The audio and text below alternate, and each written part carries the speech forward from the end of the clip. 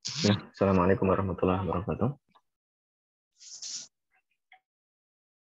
Alhamdulillah nahmaduhu wa nasta'inuhu wa nastaghfiruh wa na'udzu billahi min syururi anfusina wa min sayyiati a'malina. Innahu may yahdihillahu fala mudilla lahu wa may yudlil fala hadiya lahu. Asyhadu an la ilaha illallah wahdahu la syarika lah wa asyhadu anna Muhammadan abduhu wa rasuluhu sallallahu alaihi ballagha risalah wa adal amanata wa nasahal ummata wa jahada fillahi haqqa jihadihi hatta atahul yaqini amma ba'du fa inna astaqal hadithi kitabullah wa khairul hadi hadi Muhammadin sallallahu alaihi wasallam wa syarrul umuri muhdatsatuha fa inna kulla muhdatsatin bid'ah wa kulla bid'atin dhalalah wa kulla dhalalatin finnar. Insyaallah kita lanjutkan bab janaiz.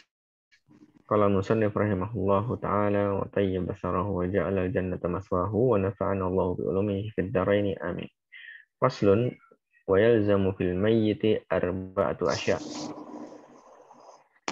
Busluhu wa taqdinuhu wa salatu alaihi wa dafnuhu.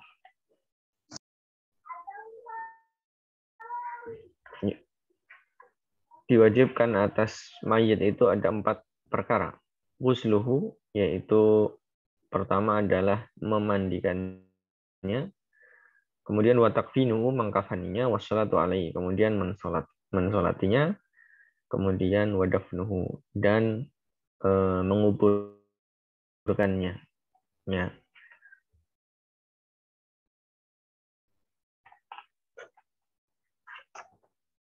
Ya. Di sini wa yulzamu fil mayyiti, jadi diwajibkan atas mayit di sini adalah seorang yang muslim dan bukan syahid. Bukan orang yang mati syahid di dalam peperangan ma'rakatul musyrikin atau yang sejenisnya. Bukan dalam jihad. Ya, jadi kalau dia itu bukan muslim, maka tidak ada kewajiban. Atau dia itu seorang muslim tapi dia meninggal di dalam jihad, dalam ma'rakatul musyrikin atau peperangan terhadap kaum musyrikin, kaum kafirin, maka juga tidak ada memandikan, kemudian mengkafani, akan tetapi mereka dikuburkan dengan apa? Dengan dalam keadaan dengan darahnya. Ya. Kemudian arba'atu asya' tadi 4 hal, ya. Kemudian di sini arba'atu asya' ala jihati fardil kifayah.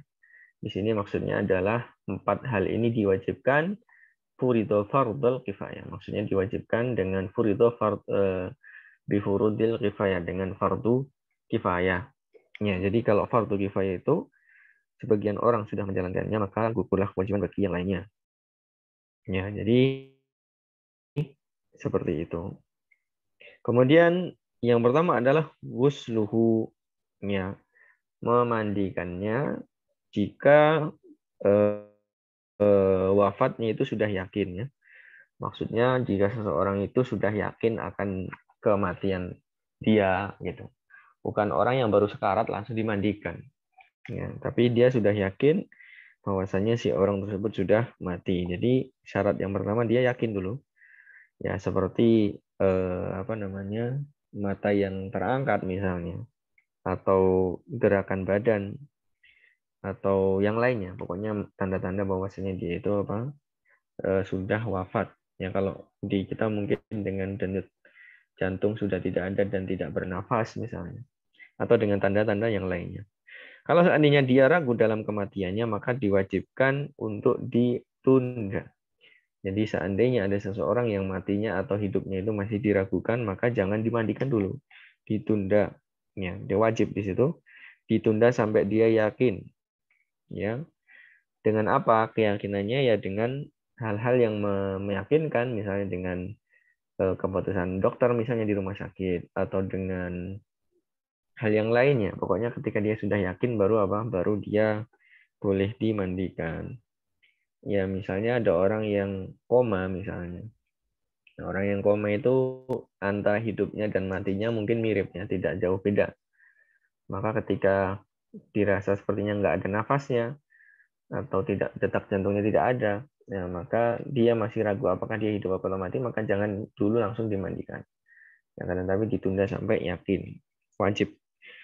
Kemudian yang paling di sini kan ghusluhu. Ya, ghusl itu artinya memandikannya. Ya. Ada ghuslun, ada ghuslun. Ya, kalau ghuslun itu dari kata iktasala yaktasilu iktisalan wa ghuslan. Ya, ada juga yang mengatakan ghuslun sama dengan ghuslun. Karena tapi yang terkenal ghuslun itu mandi, tapi kalau ghuslun itu artinya mencuci. Ya. Jadi yang paling sedikitnya adalah ghusl ini adalah eh, seperti mandi janabah, yaitu menuangkan seluruh air ke dalam badannya sekali. Ya, maksudnya mengenakan atau apa namanya mengguyur atau memandikan dengan sekali sekali lewat ya, seperti mandi janabah. Karena itu adalah kewajiban atau rukun ya yang harus dilakukan ketika seseorang itu hidup ya ketika mandi janabah. Ya, maka seperti itu pula ketika seorang itu meninggal. Jadi apa namanya memandikannya itu ya seperti mandi janabah yang paling sedikit atau paling minimalnya. Dan tidak disyaratkan dia harus menghilangkan najisnya dulu. Maksudnya kalau seandainya ketika mandi plus dia menghilangkan najis itu tidak mengapa. Ya, jadi bukan apa namanya dia wajib menghilangkan najisnya dulu, baru berikutnya baru dimandikan tidak. Tapi langsung sekalian itu tidak mengapa. Tetapi setelah mandi maka najisnya sudah terangkat ya tentunya. Ya, kecuali dengan kondisi-kondisi darurat. Kondisi darurat yang memang mungkin keluar terus air najisnya, maka seperti itu. Kondisi-kondisi darurat maka ditutup dengan kain, kemudian langsung diselesaikan mandinya. Kemudian eh, dan juga seorang yang memandikan itu tidak perlu niat. Ya, jadi si orang yang memandikan mayit itu tidak perlu niat. Ya. Karena sesungguhnya orang yang memandikan jenazah ini, dia niatnya adalah membersihkan atau bukan ibadah untuk dirinya ya, bukan ibadah untuk dirinya. Jadi si mayit kan nggak berniat tentunya. Terus apakah si orang yang memandikan harus berniat memandikan si mayit? Maka jawabannya tidak harus berniat. Ya, tidak harus berniat. Nah, kemudian apa namanya? Misalnya ya, misalnya seseorang yang memandikan itu orang kafir misalnya.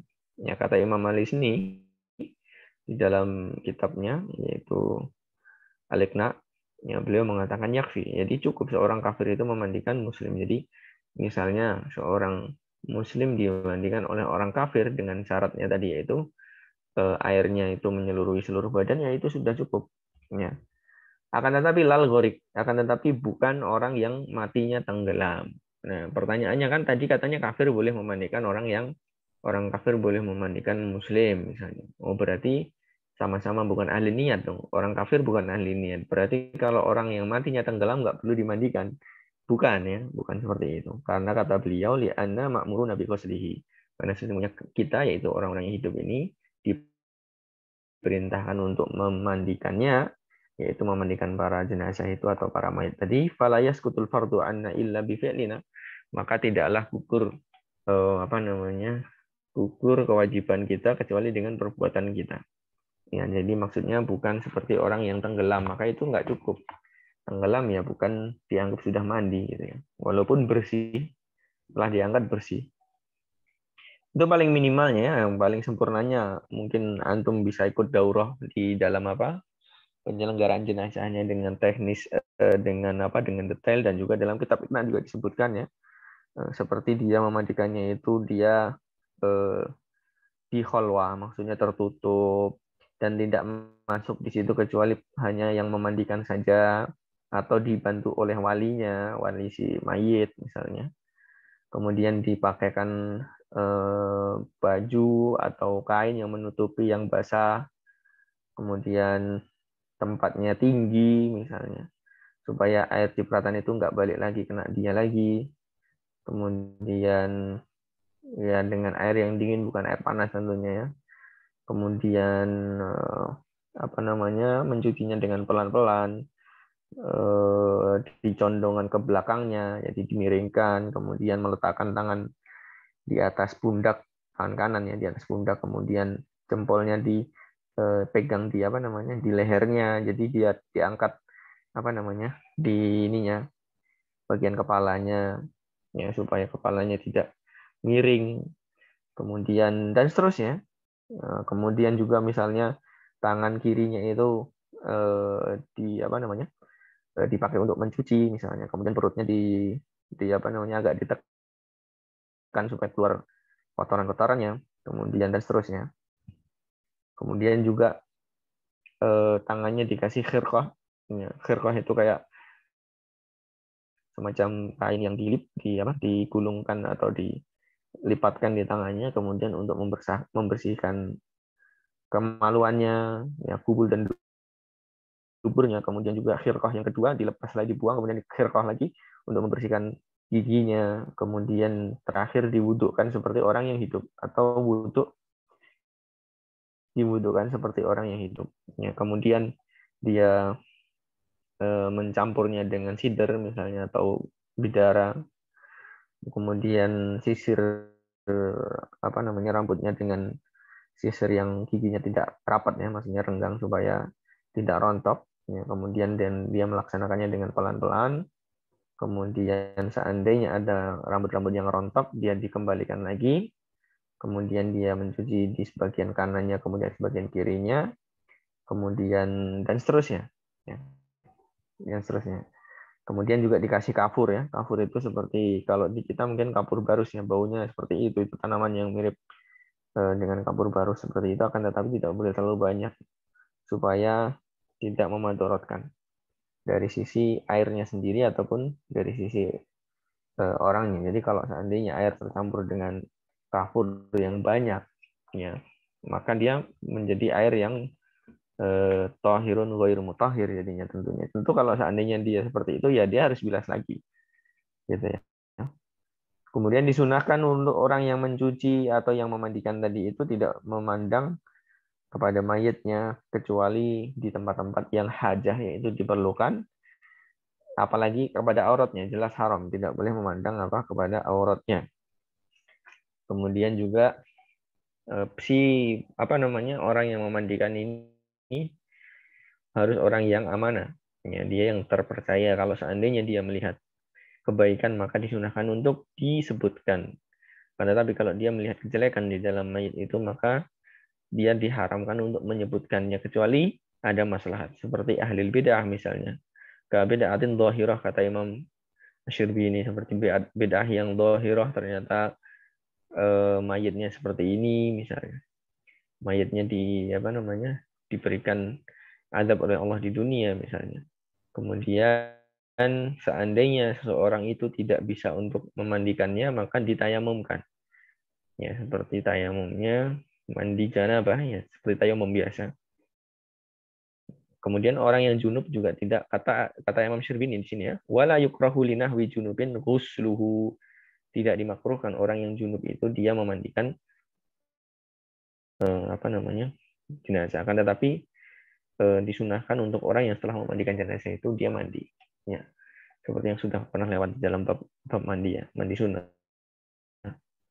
Kemudian siapa yang mencuci, yang memandikan, maka laki-laki itu yang memandikan, ya laki-laki, perempuan ya perempuan, ya boleh seperti istri atau suami, ya seperti itu boleh walaupun dia berbeda jenis kelamin. Kemudian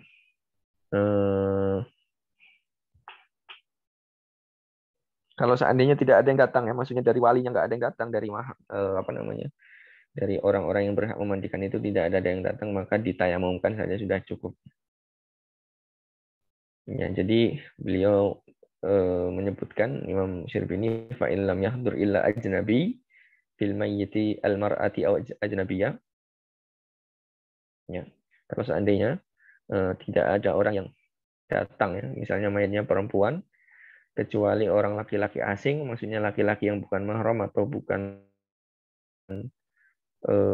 ya bukan saudaranya atau bukan bukan bukan mahramnya, atau perempuan yang bukan mahram bukan saudara juga, ya perempuan yang bukan saudara dan mayitnya laki-laki misalnya, tidak ada laki-laki lain, maka seperti itu hanya ditayamumkan saja.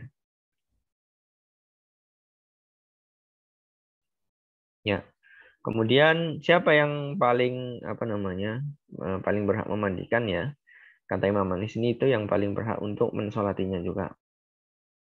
Nah, pertama kali adalah rijalul asobah minan nasab sumal wala. Yang pertama kali yang paling berhak itu kalau laki-laki ya berarti al asobah minan nasab. Ya anaknya, kemudian kakeknya atau ayahnya ke atas atau anaknya ke bawah. Kemudian baru imam. Setelah itu kalau tidak ada asobah maka imamnya itu pemimpin yang ada di situ, imamnya atau penggantinya kalau seandainya ada dan seterusnya. Dan yang paling utama adalah yang mensucikannya itu adalah kerabatnya tentunya. Ya, tentunya kerabatnya.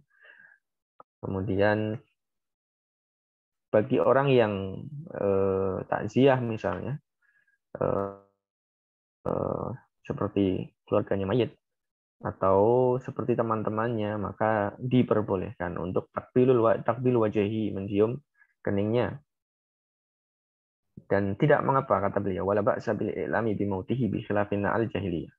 Tidak mengapa seseorang itu mengumumkan kematian walaupun di masjid. Ya, walaupun apa? Di masjid. Nah, yang dilarang itu adalah na'a al-jahiliyah. Ya, na'a al-jahiliyah itu adalah pengumuman ketika zaman jahiliyah yang berlebih-lebihan.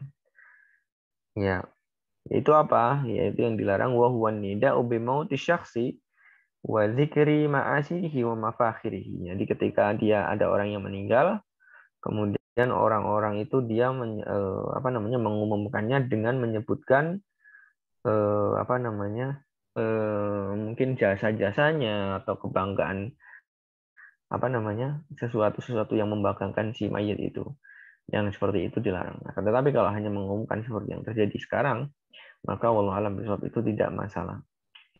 Kemudian wasan yang kedua takfinnya itu mengkafaninya setelah memandikannya eh, maka dia mengkafaninya dengan kain yang diperbolehkan dia pakai ketika dia hidupnya. Kalau seandainya dia di hidupnya boleh pakai sutra seperti perempuan, ya boleh dikafani dengan sutra misalnya. Min haririn wa ghairihi, bahkan dengan sutra ataupun selainnya, maksudnya bagi orang yang halal baginya apa? Sutra seperti perempuan. Dan dimakruhkan untuk berlebih-lebihan dalam apa? Dalam membeli kain kafan. Maksudnya dengan kain kafan yang sangat mahal, maka itu makruh. Semakin mahal semakin makruh ya. Semakin mahal semakin makruh. Ya kalau seandainya dalam apa namanya bab mubadzir atau israf maka itu ya beda lagi babnya.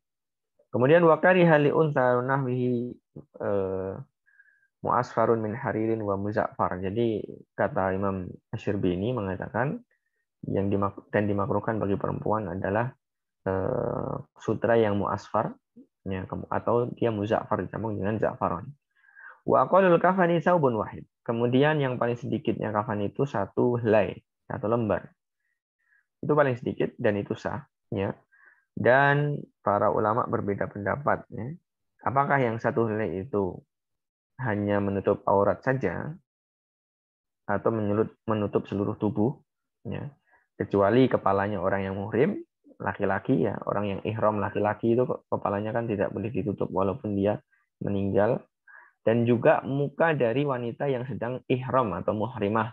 Ya, wanita yang ihram mukanya tidak boleh ditutup, begitu pula ketika dia wafat dalam keadaan muhrim atau muhrimah, maka dia tidak ditutup mukanya juga. Jadi apakah seluruh tubuh, apakah aurat saja atau seluruh tubuh? Maka di sini ada dua pendapat. Ada yang berpendapat seluruh tubuh, ada yang berpendapat aurat saja. Nah ini perbedaan pendapatnya.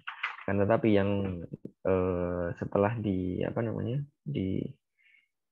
dibahas oleh para ulama, maka apa namanya yang menutup aurat itu adalah haknya Allah Subhanahu Wa Taala. Ya. Kemudian adapun ziyada selebihnya menutup aurat yaitu menutup seluruh tubuhnya, maka itu adalah haknya mayit dan juga haknya Allah juga. Ya. Ya, jadi atau bisa diringkas ya, kalau menurut menurut haknya Allah itu adalah sampai menutup aurat. Kemudian kalau haknya mayit itu dari menutup aurat sampai menyeluruh badan. Jadi minimalnya satu kain. Nah, satu kain tadi itu apakah hanya menutup aurat saja atau menutup seluruh badan? Maka itu ada perbedaan pendapat, akan tetapi yang afdolnya tentu menutup seluruh badan. Nah, tapi kalau tidak ada maka hak Allah lah yang dilihat, maka dia menutup hanya menutup aurat saja. Ya, ini juga dibahas dengan panjang lebar ya di dalam kitab Al-Iqna tentang masalah apa? Masalah menutup kafan dengan kafan. Ya, misalnya kalau seandainya dia punya utang, misalnya si mayit ini punya utang, ya, dan utangnya itu asetnya itu sudah masuk dan mungkin bisa dikatakan kurang, gitu ya. Maka orang yang diutangi atau orang yang apa namanya, orang yang diutangi oleh mayit ini kan tentunya dibayarkan setelah apa? Setelah eh, penyelenggaraan jenazah ya. Jadi uangnya dikurangi penyelenggaraan jenazah baru nanti dihitung utangnya. Nah, pertanyaannya kalau dia beli untuk 3 lembar, ya kan sempurna paling bagusnya 3 lembar kain. Ya tentunya haknya si para guroma ini atau para orang yang dihutang ini tentu lebih sedikit. Ya. Nah kemudian akhirnya orang-orang yang dihutangi si mayit ini mengatakan eh, apa namanya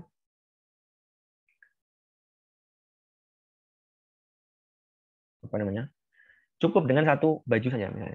Cukup dengan satu kain saja karena kalau dibelikan 3 kain nanti akan berkurang bagian kita gitu ya, bagian guroma tadi. Akan tetapi para ahli warisnya mengatakan enggak, harus dia apa? Harus ditutup dengan 3 kain, ya walaupun dia akan nanti mengurangi jatah guroma dari orang yang dihutangi tadi. Nah, maka yang seperti itu didahulukan pendamanya guroma. Jadi hanya boleh dikasih satu kafan, ya karena hak 2 dan 3 itu asalnya adalah hak guroma. Seandainya guromanya mengatakan ditutup seluruh auratnya, ya maka eh, bukan afwan, ditutup hanya sebatas auratnya saja. Ini kan tadi mayat yang berutang tadi. Kemudian ahli waris mengatakan ditutup atau dengan satu helai tapi tutup seluruh badan. Nah, maka yang seperti ini didahulukan ahli waris. Ya, jadi ibaratnya kalau disimpulkan maka haknya si mayit ini adalah satu helai pakaian yang menutup seluruh tubuh, gitu ya. Kalau seandainya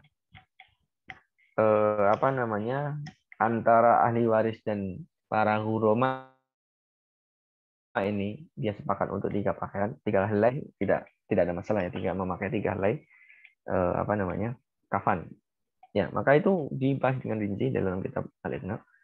Kemudian itu kalau seandainya si mayit itu dikafani dengan uangnya. Tapi kalau seandainya dikafani dengan selain dari uang dia, bukan uang warisan tentunya ya, maka fala yalzamu man yujahizuhu min qaribin wa sayyidin wa zaujin wa bintin wa zaujin wa baitul mali ila saubun wahidun satirun jami'i badanihi. Maka kalau seandainya yang menyelenggarakan ini orang lain bukan dengan hartanya, maka tidaklah ada kewajiban kecuali hanya satu pakaian saja ya yang menutup seluruh tubuhnya. Bahkan tidak boleh lebih dari 1 lembar. Maksudnya tidak boleh 3 lembar kalau seandainya, kata Imam Ali ini, kalau seandainya orang itu dikafani dari Baitul Mal. Ya, maksudnya haknya itu hanya 1 lembar saja. Begitu pula kalau seandainya ada wakaf kain kafan misalnya, maka juga tidak boleh lebih dari 1 lembar saja karena hak dia itu hanya 1 lembar gitu ya. Dan 1 lembar itu mencakup atau menutupi seluruh tubuhnya.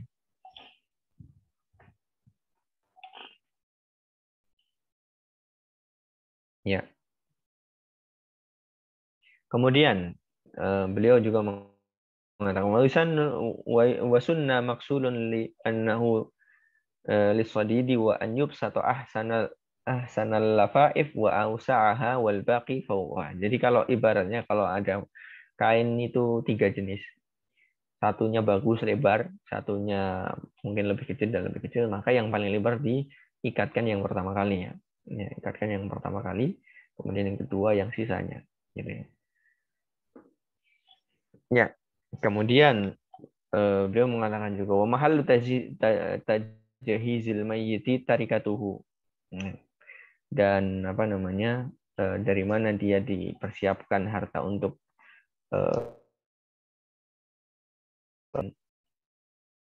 mempersiapkan penyelenggaraan jenazahnya, maka dari harta warisan dia. Kalau seandainya ada harta yang diberikan seseorang untuk melaksanakan ketika takziah memberi uang, dan dikumpulkan dan itu banyak, maka itu bukan hak si mayit itu. Jadi itu bukan harta warisan dan tidak harus dibagi secara faraid, ya. Dan itu hartanya harta walinya, ya, bisa dibagi dengan apa namanya, tidak ada aturan. Tapi kalau seandainya harta dia itu harta yang kepemilikannya sah ketika dia wafat. Jadi harta yang kepemilikan sah si mayit ini ketika si mayit itu wafat itu jadi harta warisan.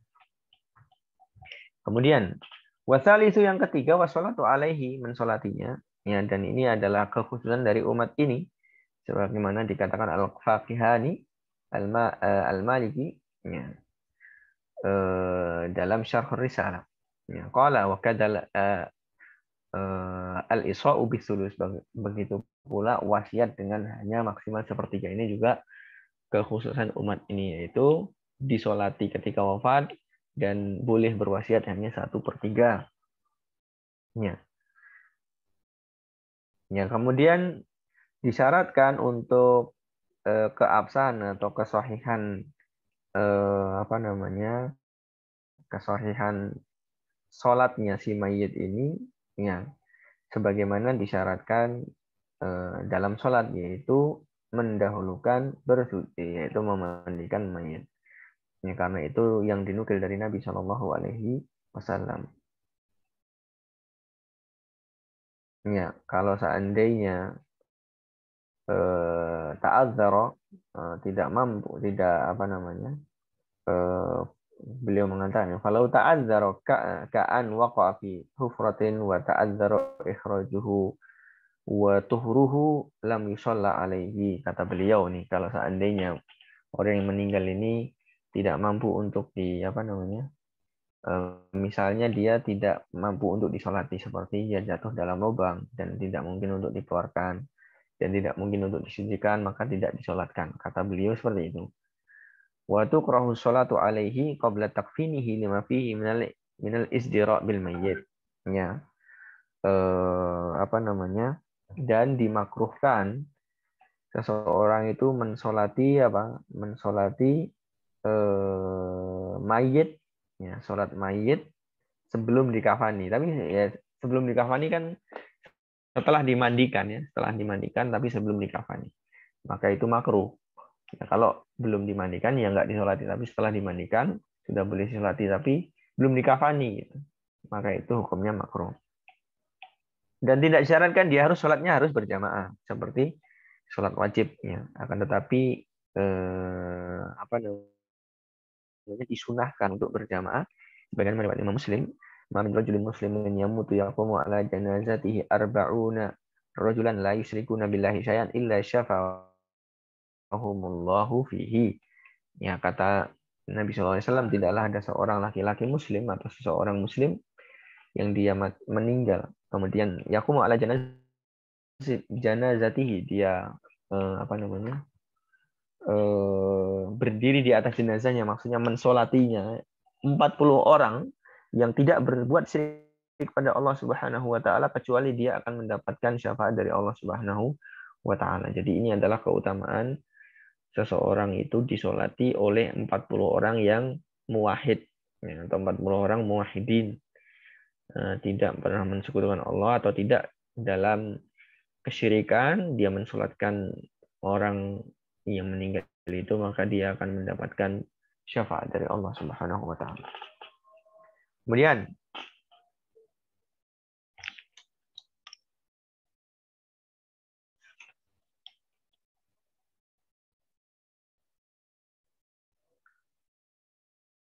ya, kita lanjutkan, ya. Masih banyak sebenarnya poin-poin di dalam dalam sholat ini, tapi kita lanjutkan. Di catatan kaki nomor 1, silahkan digeser ke bawah. Ya. Ajma al-muslimuna ala wujub hadhil umuril arba'ah wujuban kifaiyan. Ya, kaum muslimin telah bersepakat di dalam 4 perkara ini, ya, dia adalah kewajiban, maksudnya fardu kifayah. Ketika seseorang itu sudah mencukupkan untuk melaksanakan, maka cukup bagi yang lainnya, maka disebut kifayah. Wa dalilu ala luzumi hal ijma, dan dalil atas wajibnya menyelenggarakan jenazah dengan 4 hal tadi itu adalah ijma. Ya, jadi ini juga fardu kifayah. Ijma, ya, kesepakatan kaum muslimin atau kesepakatan para sahabat radhiyallahu taala anhum, dan ijma ini adalah hujjah, ya. Ijma ini adalah hujjah, ya, wal al mustanad ila ma warada min al hadis, yang disandarkan dari apa yang warid dari hadis-hadis Nabi Shallallahu alaihi wasallam. Ila saya tiba tun minha fil bab, nanti akan dibacakan di dalam bab ini, gitu ya. Ya. Kemudian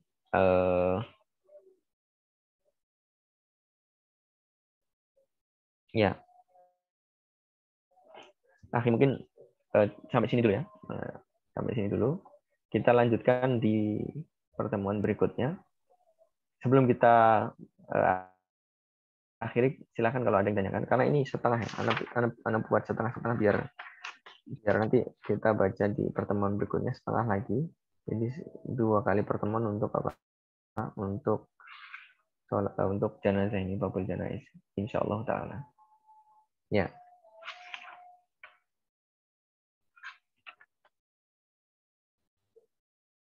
Atau ya, sampai sini dulu aja ya, Zulkarnain. Nanti kita lanjutkan di pertemuan berikutnya. Atau kita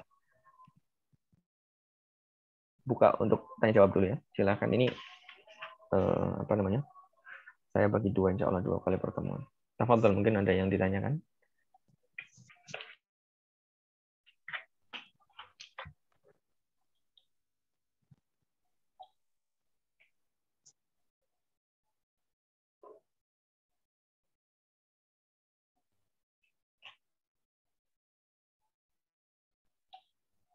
Tidak ada? Kayaknya nggak ada, Sir. Ya. Baik, kalau tidak ada kita cukupkan ya. Kita tutup dengan doa kafaratul majelis. Insya Allah kita lanjutkan di pertemuan berikutnya. Kita bikin menjadi 2 pertemuan untuk bab janaiz ini, karena kalau kita mau selesaikan hari ini, berarti nanti akan visa. Ya, kita tutup dengan doa kafaratul majelis. Subhanakallahumma wa bihamdika asyhadu an la ilaha illa anta astaghfiruka wa atubu ilaik. Assalamualaikum warahmatullahi wabarakatuh.